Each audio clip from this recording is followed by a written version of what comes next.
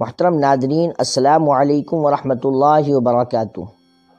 آج ہم مثالی و نیک بیوی کی چند خوبیاں بیان کرنے والے ہیں کہ ایک بیوی کو کس طرح اپنے شوہر کی فرما بردار ہونا چاہیے۔ دوستو، نبی کریم صلی اللہ علیہ وسلم کے ارشاد کے مطابق رشتے کے انتخاب میں خواہ وہ لڑکے کا انتخاب ہو یا لڑکی کا، دینداری کو ترجیح دینی چاہیے۔ ارشاد باری تعالیٰ ہے، نیک عورتیں وہ ہیں جو فرما بردار اور خاوند کی غیر موجودگی میں اللہ کی حفاظت میں مال و آبرو کی حفاظت کرنے والی ہیں۔ نبی کریم صلی اللہ علیہ وسلم سے پوچھا گیا کہ سب سے بہترین عورت کون سی ہے؟ آپ صلی اللہ علیہ وسلم نے فرمایا، وہ عورت ہے جب شوہر اسے دیکھے تو خوش کر دے، اور جب شوہر حکم دے تو اس کی اطاعت کرے، اور اپنی جان و مال میں شوہر کا ناپسندیدہ کام نہ کرے اور اس کی مخالفت نہ کرے۔ عورت کی محبت اور اس کی اطاعت کا سب سے زیادہ حقدار شوہر ہے۔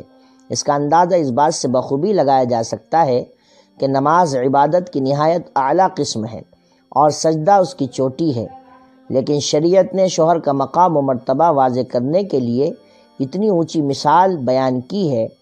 سیدنا ابو ہریرہ رضی اللہ تعالی عنہ سے روایت ہے کہ نبی کریم صلی اللہ علیہ وسلم نے فرمایا، اگر میں اللہ کے سوا کسی اور کو سجدہ کرنے کا حکم دیتا تو میں بیوی کو اپنے شوہر کو سجدہ کرنے کا حکم دیتا۔ پھر آپ علیہ الصلاۃ والسلام نے فرمایا، اس ذات کی قسم جس کے ہاتھ میں محمد کی جان ہے صلی اللہ علیہ وسلم، عورت اپنے رب کا حق ادا نہیں کر سکتی جب تک وہ اپنے شوہر کا پورا حق ادا نہ کرے، حتیٰ کہ شوہر اگر اسے بلائے اور وہ سواری پر بھی ہو تب بھی اپنے آپ کو نہ روکے، آ جائے۔ صحیح حدیث میں ہے کہ جس شوہر کو عورت سے تکلیف پہنچتی ہے، جنت کی حوریں اس عورت کے لیے بد دعا کرتی ہیں۔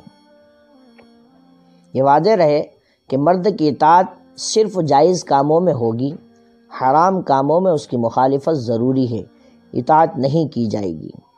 مسلمان عورت کے لیے پردہ اسلام کی خصوصیات اور اس کے محاسن میں سے ہے۔ پردے میں مسلمان عورت کی عزت و ناموس کی حفاظت ہے۔ پردہ ایک رحمت ہے۔ اسلام نے عورت کو انتہائی بیش قیمت متاع قرار دیا ہے، اس لیے اس کی حفاظت و صیانت کا خصوصی اہتمام کیا ہے۔ زمانہ جاہلیت میں پردے کا کوئی رواج نہیں تھا، پردہ صرف اور صرف اسلامی حکم ہے۔ نبی کریم صلی اللہ علیہ وسلم فرماتے ہیں، کوئی عورت اپنے شوہر کی موجودگی میں اس کی اجازت کے بغیر نفلی روزہ نہ رکھے، اگر شوہر اجازت دے تو رکھے نفلی روزہ۔ نبی کریم صلی اللہ علیہ وسلم کا ارشاد ہے، جب بھی کوئی مرد کسی اجنبی عورت کے ساتھ خلوت میں ہوتا ہے تو ان میں تیسرا شیطان ہوتا ہے۔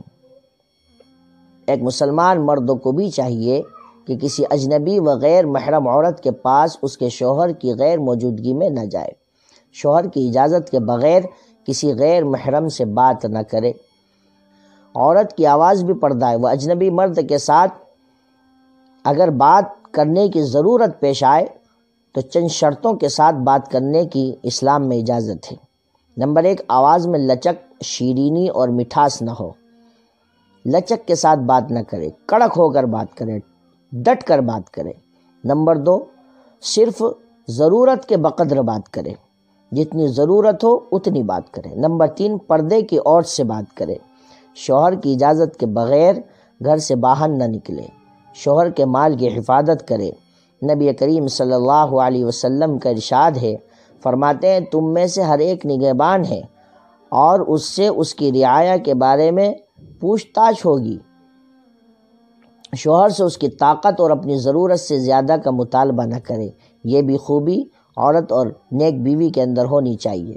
اسے اس بات پر یقین ہونا چاہیے کہ اصل دل کی امیری ہے اور صبر و قناعت نیک اور سعادت مندی کی علامت ہے۔ اگر عورت کا مقصد زیب و زینت ہی ہو جائے تو اس وقت ہلاکت یقینی ہو جاتی۔ شوہر سے حرام چیزوں کا مطالبہ نہ کرے۔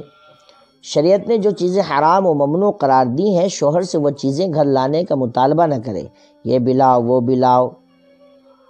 بیوی شوہر کی شکر گزار ہو۔ نبی کریم صلی اللہ علیہ وسلم فرماتے ہیں، اللہ تعالیٰ ایسی عورت کی طرف نہیں دیکھے گا جو اپنے شوہر کا شکر ادا نہیں کرتی۔ ایک حدیث میں آپ صلی اللہ علیہ وسلم نے فرمایا، اے عورتوں، تم صدقہ کرو، میں نے جہنمیوں میں زیادہ تر عورتوں کو دیکھا ہے۔ کسی نے پوچھا کیوں؟ فرمایا تم لعنت بہت کرتی ہو اور شوہروں کی ناشکری کرتی ہو، شکر ادا نہیں کرتی۔ یاد رہے کہ شکر سے نعمتیں نہ صرف برقرار رہتی ہیں بلکہ مزید نعمتیں ملتی ہیں، جبکہ ناشکری انتقام اور عذاب کا بیش خیمہ ہے۔ بیوی شوہر کے والدین اور بہنوں کے ساتھ حسن سلوک سے پیش آئے، یہ بھی بڑا اہم مسئلہ ہے۔ شوہر کے والدین اور بہنوں کی عزت و تکریم خود شوہر کی عزت و تکریم ہے۔ بچوں کی رضاعت اور پرورش کرے۔ جب نبی کریم صلی اللہ علیہ وسلم کو جہنم دکھائی گئی تو آپ نے کچھ ایسی عورتوں کو دیکھا جن کی چھاتیوں کو سانپ نوچ رہے تھے اور ڈس رہے تھے۔ آپ صلی اللہ علیہ وسلم نے پوچھا یہ کیا معاملہ ہے؟ بتایا گیا یہ وہ عورتیں ہیں جو بچوں کو دودھ نہیں پلاتی تھیں۔ ہاں، اگر کوئی ماں مجبوری میں، بیماری میں اپنا دودھ نہیں پلاتی تو اس وعید کے وہ مستحق نہیں ہوگی، کیونکہ بیماری ہے، عذر ہے۔ لیکن اگر کوئی عذر نہیں ہے اور پھر نہیں پلاتی تو اس وعید کی وہ مستحق ہوگی۔ صبر و مشقت کے ساتھ بچوں کی دینی تربیت کرے۔ یہ مرد و عورت دونوں یعنی میاں بیوی دونوں کے لیے ہے کہ دنیاوی چیزوں کے لیے اولاد پر غصہ ہونا درست نہیں۔ نبی کریم صلی اللہ علیہ وسلم کا فرمان ہے اپنے اوپر بد دعا نہ کرو، اپنی اولاد پر بد دعا نہ کرو، اپنے خادموں پر بد دعا نہ کرو، والدین کی دعا اور بد دعا دونوں قبول ہوتی ہیں۔ جب بچے 7 سال کے ہو جائیں تو انہیں توحید و نماز کی تعلیم دی جائے۔ 10 سال کے ہو جانے پر اگر نماز نہ پڑھے تو ان کے ساتھ تادیبی کارروائی کی جائے، ڈانٹ ڈپٹ کی جائے، اور اگر مارنے کی ضرورت پڑے تو مارنے کی بھی اجازت ہے۔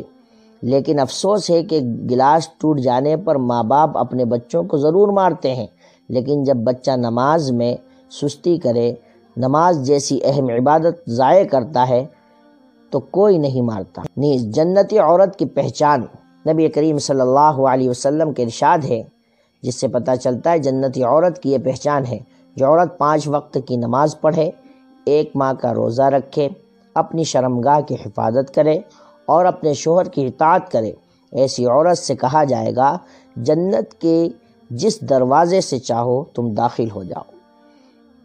سیدنا انس بن مالک رضی اللہ تعالی عنہ فرماتے ہیں کہ اللہ کے رسول صلی اللہ علیہ وسلم نے فرمایا کیا میں تمہیں جنتی عورتوں کا حال نہ بتاؤں؟